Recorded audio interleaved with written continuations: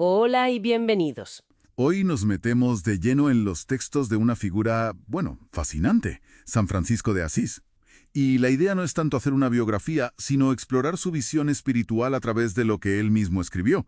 Tenemos aquí sus reglas, cartas, las admoniciones, el testamento. Material muy rico, sí. Queremos ver qué significaba para él eso de la humildad evangélica, dónde encontraba la felicidad de verdad.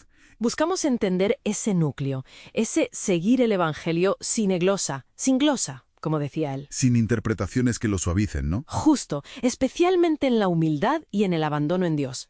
Queremos entender cómo esa devoción tan profunda que tenía a la Eucaristía y su amor personal, muy íntimo por Jesucristo, cómo eso es la raíz de su humildad, y también cómo su respeto por la Iglesia da forma a su idea del apostolado. Ver esa conexión vital. Y es que Francisco arranca fuerte en sus escritos. La primera regla, la no bulada, lo deja claro.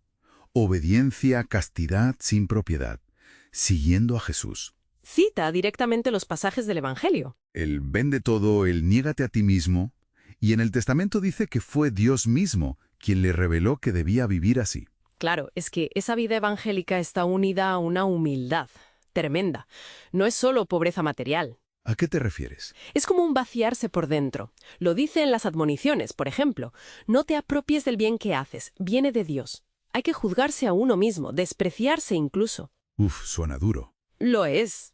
Pero él lo vive así, considerarse siervo de todos, dice en una carta.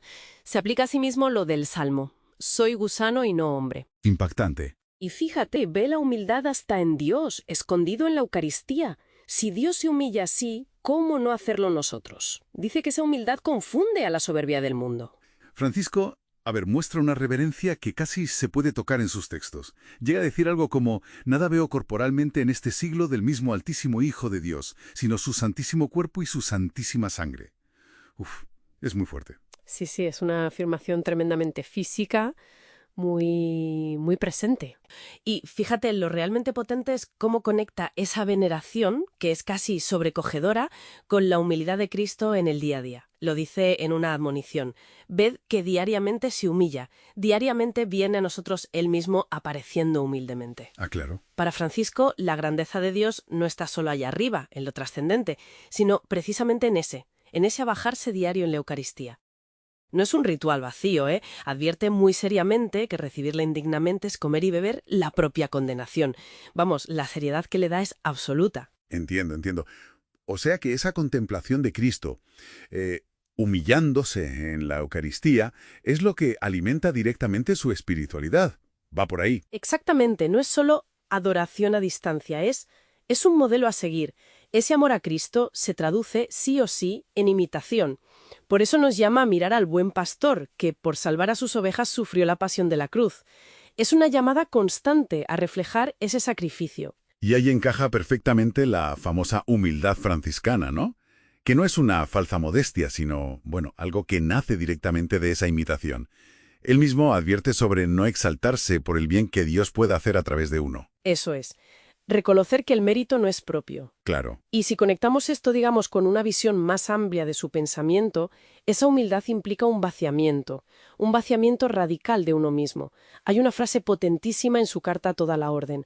Nada de vosotros retengáis para vosotros, a fin de que os reciba todo entero el que se os ofrece todo entero.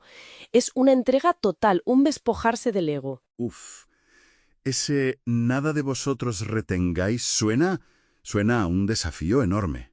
Entiendo. Y esa humildad, digamos, tan interior, ¿cómo se veía en el día a día? Pues en cosas muy concretas. Trabajar con las manos, fielmente, pero sin codicia, sin apego al pago. ¿Vale? Servir a los enfermos, a los leprosos. Él mismo lo cuenta en el testamento, fue algo clave en su conversión. Claro, el encuentro con el leproso. Exacto. Vestir ropas pobres, pedir limosna sin avergonzarse, porque Cristo también fue pobre y pidió.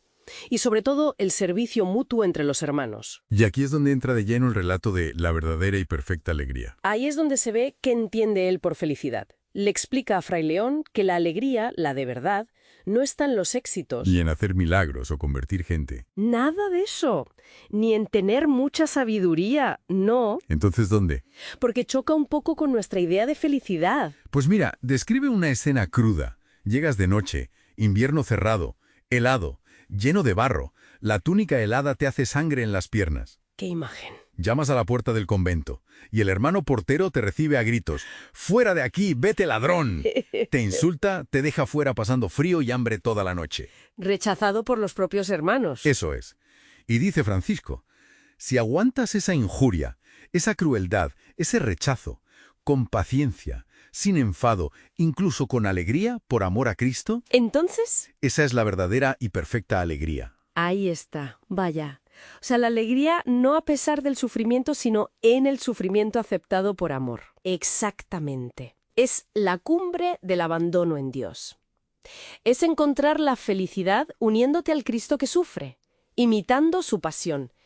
Lo dice en las admoniciones, llevar la cruz. Es una perspectiva radicalmente distinta. Totalmente.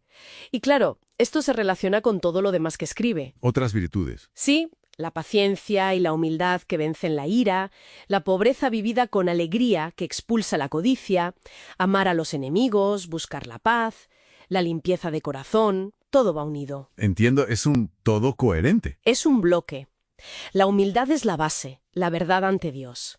La pobreza y la obediencia son como sus manifestaciones. Y la alegría perfecta. No depende de las circunstancias.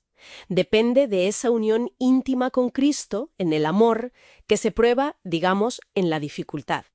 Si intentamos unir todas las piezas, vemos una espiritualidad increíblemente coherente, ¿no?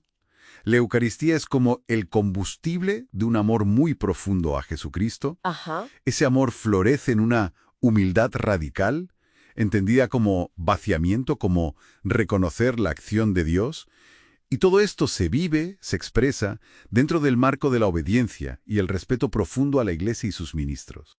Diría que para Francisco la clave es esa humildad radical como verdad existencial, que te lleva a depender solo de Dios. Y la felicidad auténtica está en amar como Cristo amó, incluso y sobre todo cuando duele. Nos deja una reflexión potente. Francisco encuentra la verdadera alegría en ser rechazado, en sufrir por amor. En un mundo que busca la comodidad, la validación constante, ¿qué lugar queda para encontrar valor o incluso una forma de alegría en la adversidad, en el rechazo? No como fracaso, sino como... Como liberación. Una idea fuerte que nos dejan estos escritos.